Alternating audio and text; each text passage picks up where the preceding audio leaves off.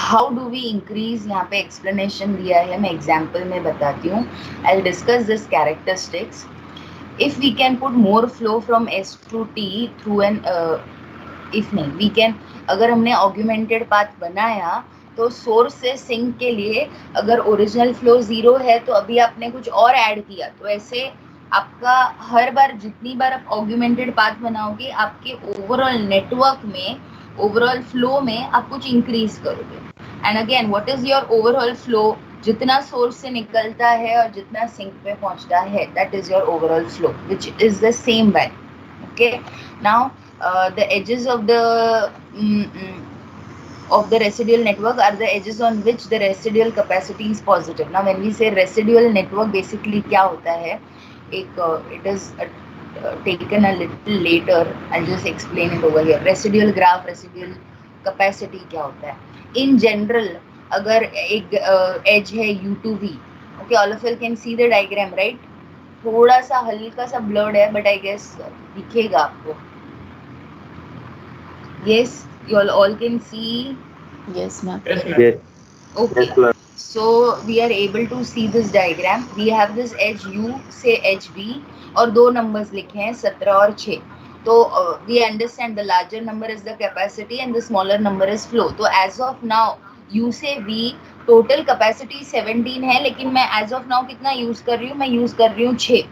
तो इसी को मैं एक और अलग तरह से लिख सकती हूँ कि U से V I have 11 as my residual capacity and V से U, देखो U से V मैं 6 भेज ही रही हूँ, तो V से U मैं रिवर्स भी कर सकती हूँ उस 6 को. So this is how you write a residual graph. And over the chapter हम ऐसा कभी नहीं लिखेंगे, बट ये बार बार टर्मिनोलॉजी यूज हो रहा है और इसका एग्जैक्ट मीनिंग क्या होता है, रेसिड्यू का एग्जैक्टली मीनिंग क्या होता है, जो बच गया. सो 17 और 6 में कितना बच जाता है, कितना फ्लो बच जाता है, 11 फ्लो बच जाता है. So we have to understand कि जब भी हम रेसिड्यू की बात कर रहे हैं तो residue means the difference between the capacity and the flow on each as.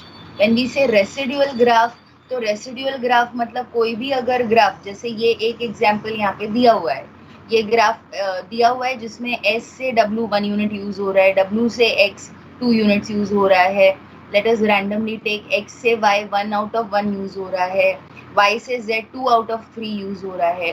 तो इसी को मैं डबल एरोज में अगर सारे एजेस, सारे एजेस पे मैं डबल एरोज के थ्रू मेंशन करूँ and I write it as S से W 1 यूज हो रहा है, तो S से W और फॉरवर्ड कितना जा सकता है, 2 यूनिट आगे जा सकता है, एंड 1 यूज हो सकता है, तो उसको हमने रिवर्स में बताया. फिर S से Y 2 आउट ऑफ 2 यूज हो सकता है, तो 0 आगे जा सकता है और 2 पीछे आ सकता है, तो 0 वाला एज यहाँ पे बनाया नहीं है. फिर Y से Z, so Y to Z how much I can pass on, Y से Z I can pass on 1 unit more, and Z to Y because 2 is already passed on, हम रिवर्स में 2 यूनिट्स भेज सकते हैं. So this is how you draw the residual graph, and further whenever we mean residue, तो अब ये graph याद मत करना, आप सिर्फ इतना याद रखना कि 1 आउट ऑफ 3 अगर यूज्ड है तो रेसिड्यू कितना है, 2. 1 आउट ऑफ 3 अगर यूज्ड है तो residue is 2. Okay everyone? Yes, ma'am. ठीक है. Yes. Okay, so coming to these examples, coming to this note first, or characteristics. So edges of the residual network are the edges on which residual capacity is positive.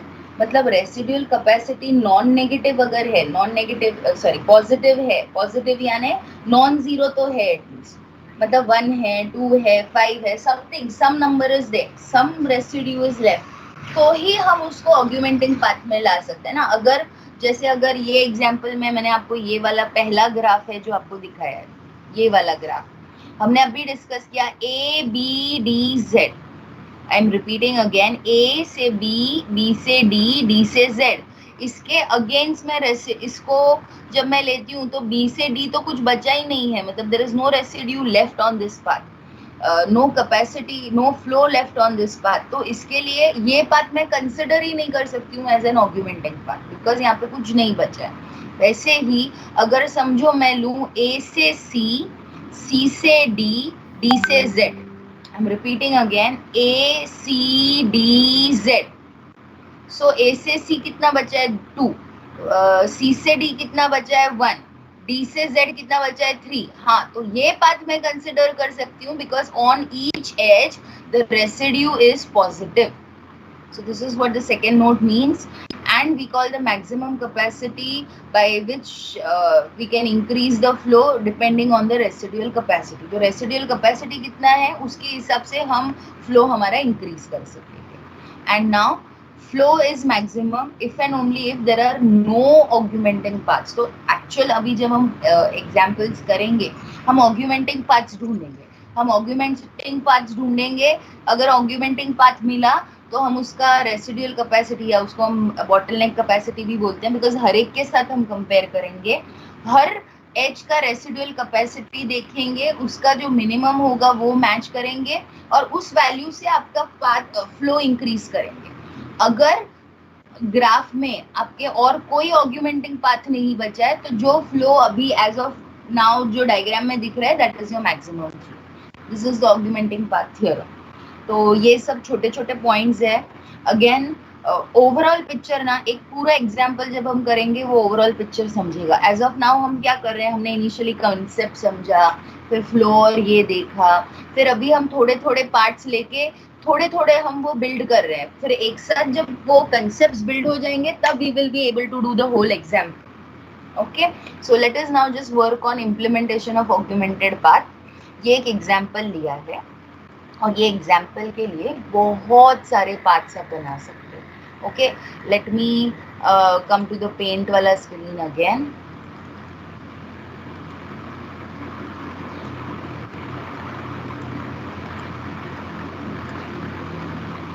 आपने मुझे बताना है कि ये given graph जो है उसमें आप कौन से एजेस बना सकते हो, कौन से पाथ बना सकते हो. जैसे मैं एक एग्जाम्पल आपको देती हूँ. I can go for a path has A, B, D and Z. ऐसा आप और क्या क्या पाथ बना सकते हो जो A से निकलना चाहिए Z पे जाना चाहिए बिकॉज सोर्स टू सिंक की हम बात कर रहे हैं. गाइस बताओ और क्या क्या हम बना सकते हैं. AC, DZ. AC, EZ. A, C, D, Z. Okay. Then AC, can I? EZ. Okay, I can write A, C, E, Z. Just bear the handwriting, please. Yes. Anything else I can write? AB, EZ. I can write A, B, E, Z. Anything more? अच्छा, अभी आपने जितने भी examples देखे, यहाँ पे जितने भी पाथ्स लिखे हैं they are all paths which are having forward directions. Okay, यानी सारे फॉरवर्ड एजेस हैं. तो अगर इसी में अगर मैं एक पाथ लिखूं, okay, I am just randomly writing A, B, D, C, E. तो मैं यहाँ पे स्टॉप नहीं कर सकती हूँ, मुझे एंड में Z तो चाहिए. Z is over here. Beginning A से होना चाहिए, एंड Z से होना चाहिए. तो अभी ये पाथ देखो कैसा है.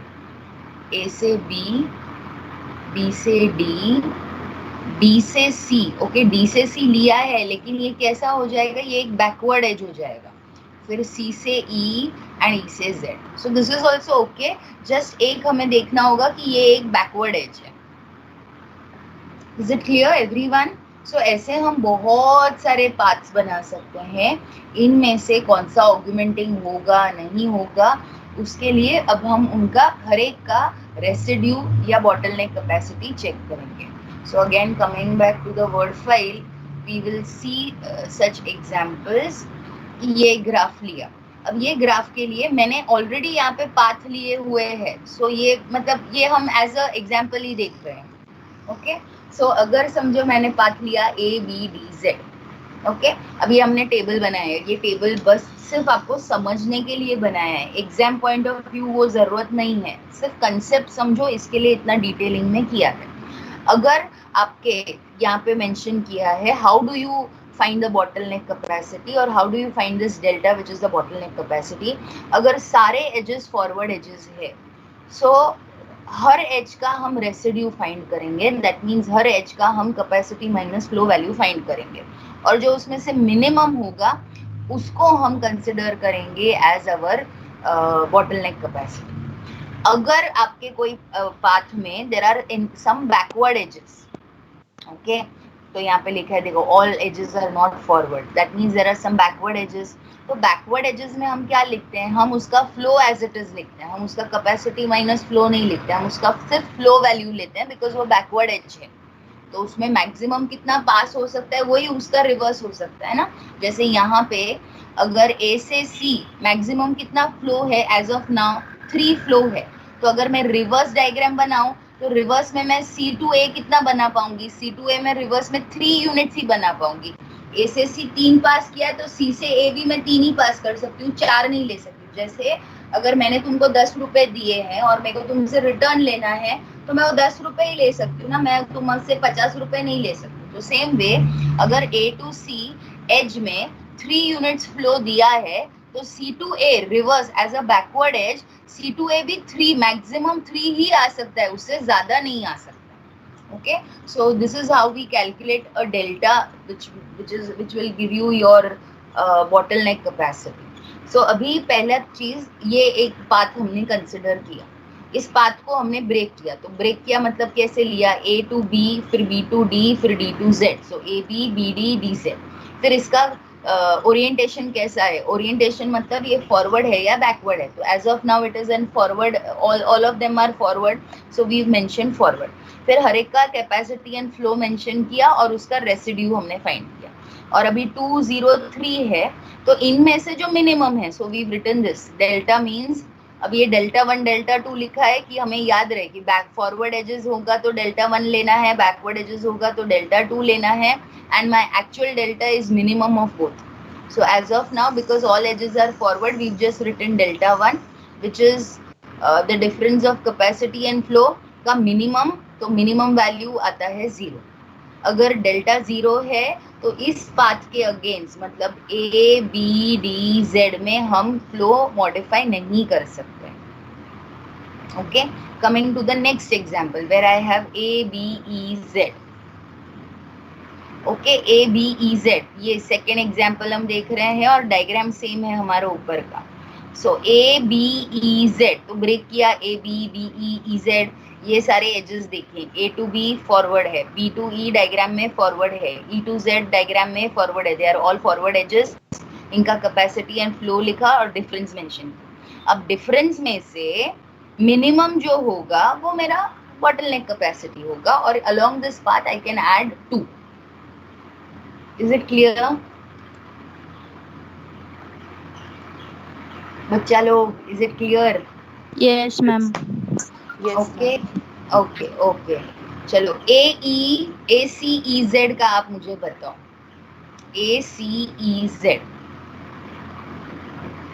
A to C to E to Z, इतना डिटेलिंग में हम ना लिख के हम डायरेक्टली डायग्राम से भी देख सकते हैं।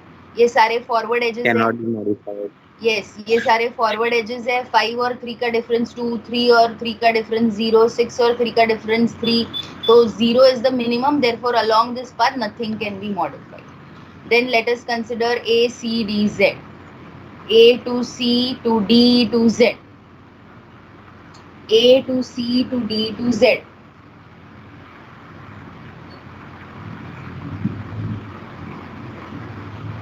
A C D Z, बताओ क्या मैं फ्लो इंक्रीज कर सकती हूँ इस पाथ के अलोंग? Yes, ma'am. Yes. कितना यूनिट में इंक्रीज कर सकती हूँ? 1 unit. 1. Yes, so I can increase the value by 1 unit. Okay, अच्छा, अब ये नेक्स्ट वापस सेम एग्जाम्पल लिया है लेकिन अभी हमने बैकवर्ड एजेस भी लिए। So we have a path A B D C E Z, जो हमने वो डायग्राम में कंसिडर किया था। तो A B D C E Z, अभी हमने ब्रेकअप किया ब्रेकअप करने के बाद वो फॉरवर्ड है या बैकवर्ड लिखा, हर एक का कैपेसिटी एंड फ्लो लिखा। अब जो रेसिड्यू लिखना है, फॉरवर्ड एजेस के लिए हम C माइनस F लिखेंगे एंड बैकवर्ड एजेस के लिए flow is it's residue. So 5 minus 3 because it is forward edge, 3 minus 3 because it is an forward edge। Backward edge के लिए फ्लो जो है वही एज इट इज लिखेंगे। फिर यहाँ पे CE is already a forward edge तो डिफरेंस, EZ फॉरवर्ड एज है तो डिफरेंस। ओके, अब डेल्टा 1 क्या है? डेल्टा 1 सारे फॉरवर्ड एजेस का वैल्यू है, डेल्टा 2 सारे मतलब फॉरवर्ड एजेस का मिनिमम है, डेल्टा 2 सारे बैकवर्ड एजेस का मिनिमम है। कंपैरिजन करने पे हमें उन दोनों का भी मिनिमम लेना है so that we get it as 0 and then we decide that along this path we can not increase any. Okay, अच्छा जब ये हम अगर बोलो बेटा। मैम DC का ये कैसे आएगा? 0 1 आएगा ना? नहीं बेटा, हम डिफरेंस नहीं ले रहे, वो बैकवर्ड एज है ना, तो बैकवर्ड एज में फ्लो लेते हैं। मैम AB में सुनो, बैकवर्ड एज में हर एक एज पे हम एक्चुअली क्या ले रहे हैं? हर एक एज का हम रेसिड्यू ले रहे हैं। तो फॉरवर्ड एजेस में रेसिड्यू क्या होता है? Capacity minus flow. Backward edge में रेसिड्यू क्या होता है? जैसे मैंने अभी आपको एग्जांपल दिया कि मैं अगर आपको 10 रुपीज दे रही हूँ, मैं रिटर्न 10 ही ले पाऊंगी। तो यहाँ पे C to D जब मैं एज अ बैकवर्ड एज ले रही हूँ, उसका फ्लो 0 है तो रिटर्न भी मैं 0 ही करूंगी ना। सो इसके लिए बैकवर्ड एजेस के लिए the residue is 0, forward edges के लिए 0 नहीं बोलती हूँ मैं, फॉरवर्ड एजेस के लिए रेसिड्यू होता है capacity minus flow, backward edges के लिए रेसिड्यू होता है जो एग्जैक्टली फ्लो का वैल्यू है वही। समझा? Yes ma'am. Everyone is clear with this? Everyone is Yes, clear ma'am. with this concept? Okay, okay. Same way ये और एक एग्जाम्पल है जिसके साथ ये होता है। ओके, अब I'll give you all again photographs आप ले लेना, एग्जाम्पल लिखना, और इतना डिटेल में ये टेबल वेबल बना के अभी हमने लिखा है। हम एग्जाम्पल्स में इतना डिटेल में कुछ नहीं लिखेंगे, ये मैंने इतना सुपर ब्रेक किया है so that you all understand, वरना हम सिर्फ एक वो डायग्राम देखो तो आपको आराम से समझ में आ जाता है। जैसे अगर अभी ये डायग्राम में ले रही हूँ, okay, let us consider some path. बोलो पाथ बताओ। मैं थोड़ा सा स्क्रीन ये बड़ा कर देती हूँ सो दैट सबको थोड़ा अच्छे से दिखेगा।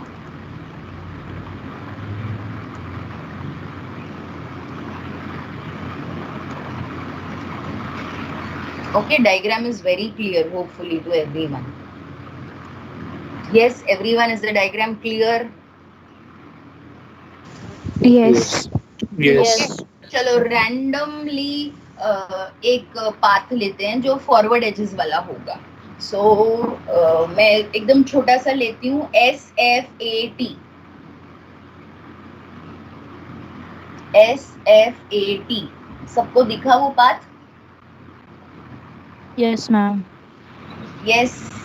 अभी इस एज ये इसको क्या मैं ऑग्यूमेंटिंग पाथ ले सकती हूँ कि नहीं? तो मैं क्या करूंगी, एस के ऊपर कैपेसिटी और फ्लो देखूंगी 23 एंड 8, एफ के ऊपर क्या है 24 एंड 12, ए के ऊपर क्या है 56 एंड 16। मतलब कोई भी एज के अलोंग कोई भी एज का फुल कैपेसिटी यूज नहीं हुआ है, एंड बिकॉज उसका फुल कैपेसिटी यूज नहीं हुआ है तो उस पाथ के अलोंग हम फ्लो इंक्रीज कर सकते हैं।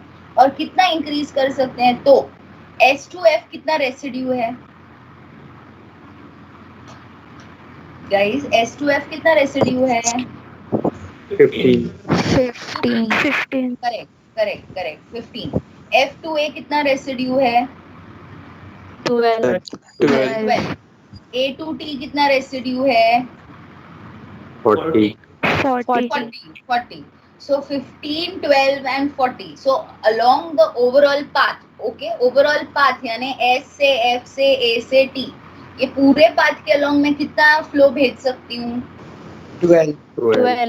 क्यों 12? Why not 40 और 24? क्योंकि सॉरी 15, यहाँ पे मैंने 15 भेज दिया लेकिन F से 15 जा ही नहीं पाएगा क्योंकि इधर तो 12 ही बचा है ना। इसके लिए हम मिनिमम लेते हैं, तो मिनिमम हम पूरे इसमें अपडेट कर सकते हैं, पूरे इसमें पास कर सकते हैं।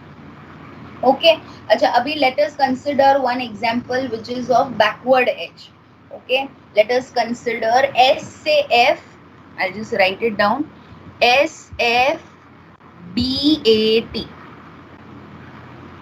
S F B A T.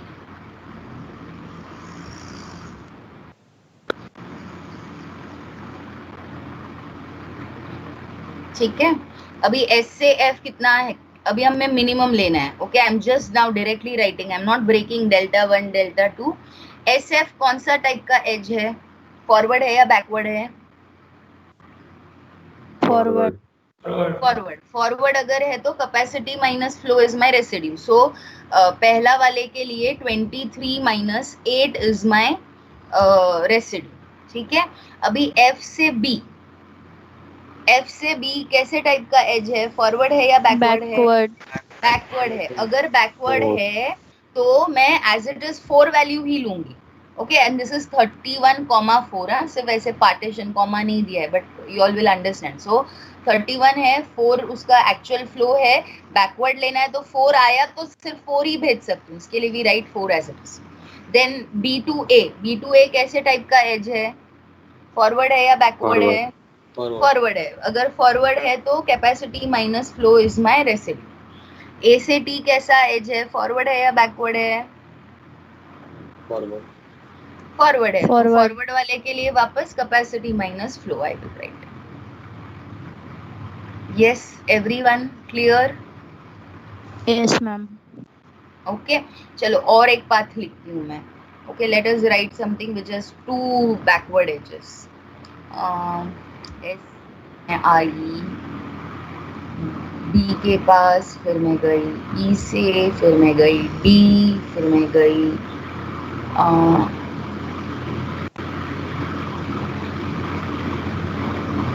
S B E D.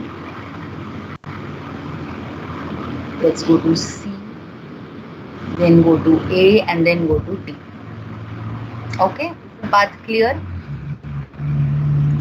Yes ma'am. ठीक है, चलो अब वापस अभी हम डेल्टा कैसे लेंगे, मिनिमम ऑफ कैसे लेंगे, एस बी देखेंगे. कैसा एज है, फॉरवर्ड है या बैकवर्ड है? फॉरवर्ड. फॉरवर्ड एज है तो हम कैपेसिटी माइनस फ्लो उसका रेसिड्यू है. बीई कैसा एज है, फॉरवर्ड है या बैकवर्ड है? We observe it is a backward edge. Actual edge है ई से बी, लेकिन हम उसको रिवर्स बोल रहे हैं बी से ई, उसके लिए हमने उसको बैकवर्ड एज लिया है. बैकवर्ड एजेस के लिए रेसिड्यू उसका जो फ्लो होता है वही उसका रेसिड्यू होता है. फिर आता है edge E to D. E to D is a forward edge. Forward edge के लिए कैपेसिटी माइनस फ्लो.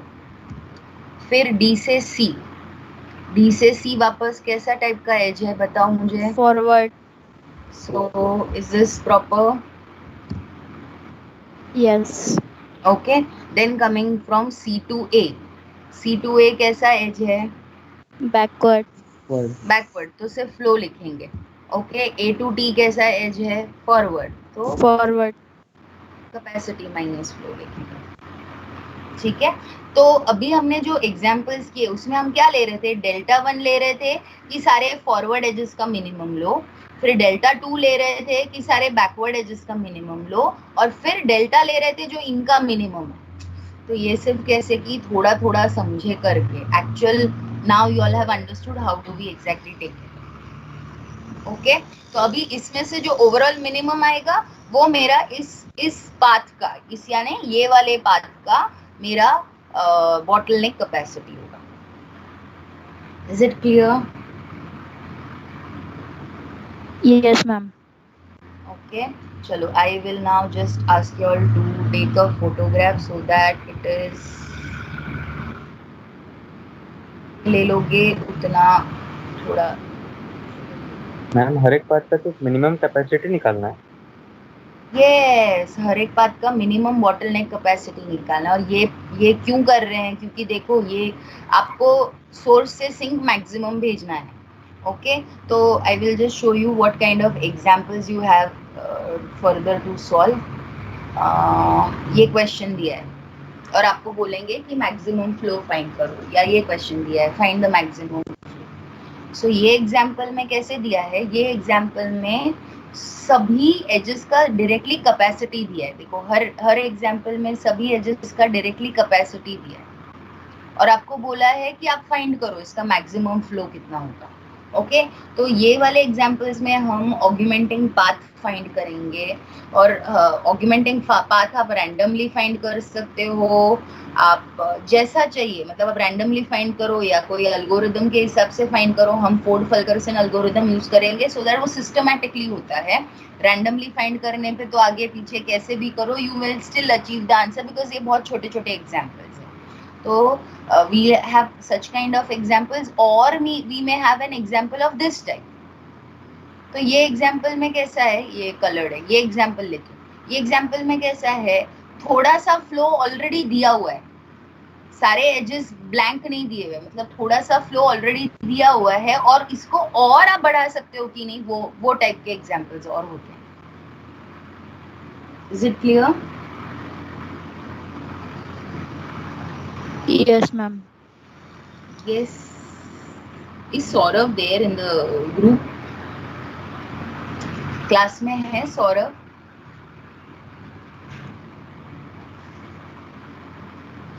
ओके चलो, I guess he is not there.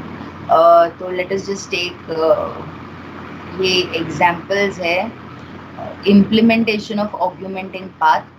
अभी बिकॉज हम लोग घड़ी घड़ी वही रेफर कर रहे हैं, इसके लिए घड़ी घड़ी मैंने वो diagram as it is copy paste किया है। आप जब लिख रहे हो तो आपके लिए I will show you once wait. Ma'am Saurabh ने चैट बॉक्स में रिप्लाई दिया। वो सौरभ ने चैट बॉक्स में रिप्लाई किया है। सौरभ, लेक्चर भी ध्यान दे रहे हो कि सिर्फ व्हाट्सएप पे ही हो तुम? हो मैम, लेक्चर में हो तो बीच में स्टेटस अपडेट करने को टाइम मिलता है तुमको? हाँ, नींद में हो और आधे तो। नहीं मैम। चलो गुड मॉर्निंग। Good morning. चलो यस यस, चलो गाइस फोटोग्राफ ले लो अभी, तो हमारा ये एग्जाम्पल का पार्ट खत्म हो जाए। So we have implementation of the augmented path. ये दो एग्जाम्पल्स है जिसका हम इम्प्लीमेंटेशन लेंगे। तो क्वेश्चन के साथ यहाँ पे डायग्राम डिलीट किया है और यहाँ पे भी डायग्राम डिलीट किया है and okay, take a photograph guys.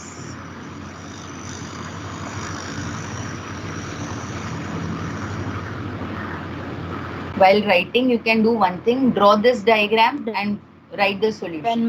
Then yes, listen. Draw the diagram, write down the solution. फिर second question के लिए तभी वापस draw कर, वापस यानी तभी ही draw करना और फिर solution लिखना, so that refer जब आप कर रहे हो तो थोड़ा easy हो जाए। Okay, this is done. Then we have these edges, these parts.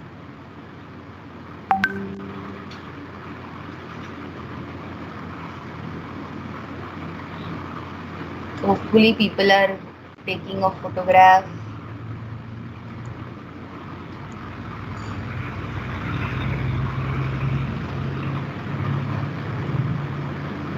हुआ? Yes, ma'am. Yes.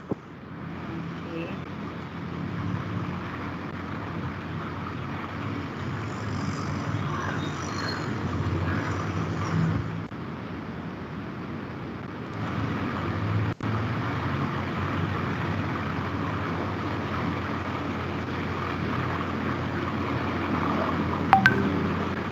Let me know once it is done. Done.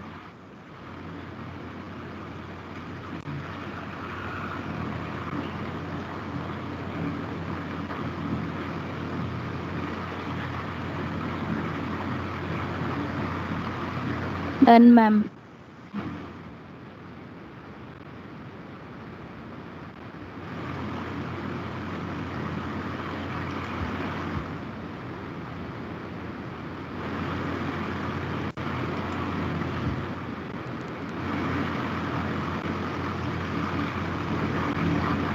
वापस ये डायग्राम बिकॉज यहाँ पे रेफर हो रहा है इसके लिए ड्रॉ किया है।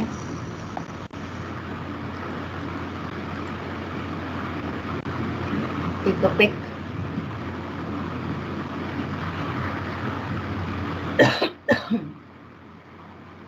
Done.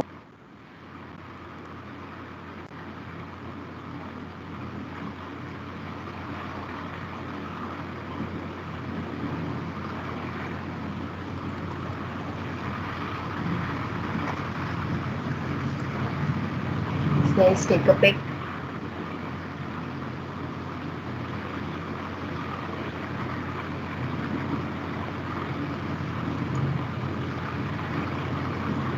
Done. Yes, ma'am.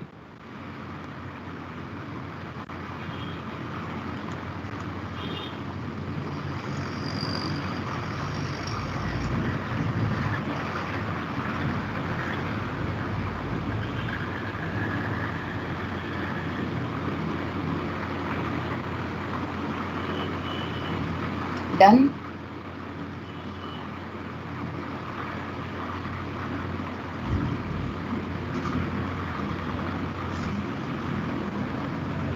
Yes, ma'am.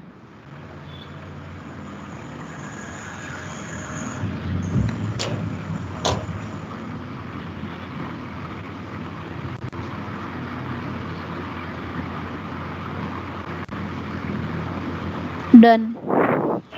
Okay अभी और आगे ये फोर्ड फल्करसन एल्गोरिदम है, इसको मैं वर्ड फाइल में डाल के ही आप लोगों को फॉरवर्ड करती हूँ फर्दर। ये भी आप प्लीज़ लिख के रेडी रखना नेक्स्ट क्लास में। Next class will be important because will be starting with the examples of this algorithm. मतलब ये नेटवर्क फ्लो का हम एग्जाम्पल स्टार्ट करेंगे and it will be important because इसके बाद का वापस जो नेक्स्ट टॉपिक है ना वो फिर इसका एक्सप्लेनेशन है, इसका एप्लीकेशन है।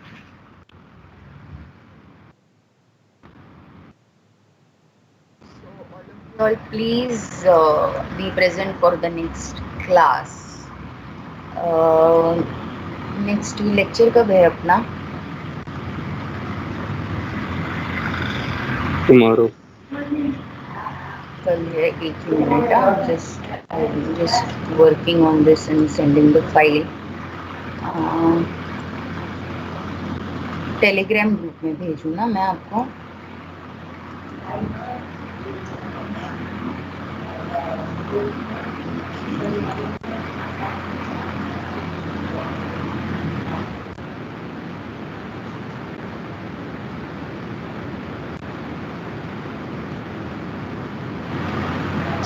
ओके चलो, I am done with this, we leave as of of. Now मेरे को नहीं देखना है ना कभी है तो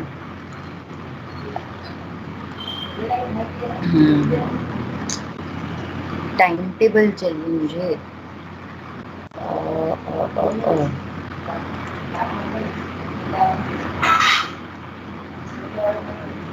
आज प्रैक्टिकल्स है ना हमारा?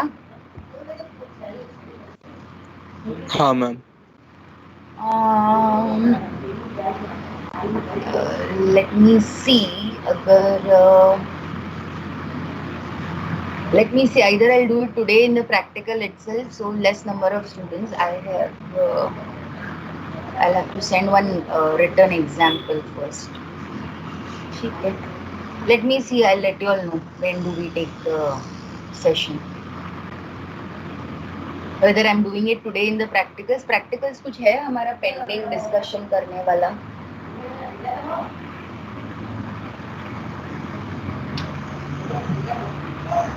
गाइस डिस्कस करने के लिए कोई प्रैक्टिकल है हमारा? सीजीटी में तो नहीं है मैम। सीजीटी में नहीं है, टीओसी के प्रैक्टिकल्स नहीं होते हैं, बट अगर चाहिए तो टीओसी का डिस्कशन कर सकते हैं। Let's see, I will then do one thing. ये वाला एग्जांपल अगर हुआ तो मैं आज ही लेती हूँ, तो please please please everyone be present for the class, क्योंकि एग्जाम्पल थोड़ा लेंदी है। मैं बहुत ज़्यादा एग्जाम्पल्स क्लास में ले नहीं पाऊंगी। I have written down one example, तो उसका एज इट इज़ मैं पिक भेज देती हूँ, तो आपको समझेगा कि उसको लिखना कैसे है। फिर जब मैं क्लास में करा भी रही हूँ तो मैं इतना डिटेलिंग में उसको लिखूंगी नहीं, देन आई विल डायरेक्टली, जैसे अभी डिस्कस किया ना, हम बॉटलनेक कैपेसिटी देखेंगे, हमने बहुत ज्यादा स्टेप्स ब्रेक करके लिखे, तो उतना हम बाद में नहीं लिखेंगे, तो मैं एक्सप्लेनेशन देते वक्त उतना मेंशन नहीं करूँगी. Okay, I'm sending the example. If possible, please write down the example. And if not possible, no problem. हम ये example को discuss करेंगे और बाकी का problem solve करेंगे. All please be attentive. I'll also be taking the attendance today. So please inform your friends to be present and keep the mic option का थोड़ा उसका setting कुछ करके रखो, या उसके लिए वैसे आप device if possible use such kind of device. ठीक है, चलो bye bye, see you in the last class. हाँ, बाकी के 2 लेक्चर अभी किसका रहेगा? अभी जैसा टाइम टेबल है ना, as it is. Vysya ma'am के 2 यूनिट हो गए हैं ना, तो हमने उनसे लेक्चर उधार ले लिया है. Okay, Bye, ma'am. Yes. Thank you.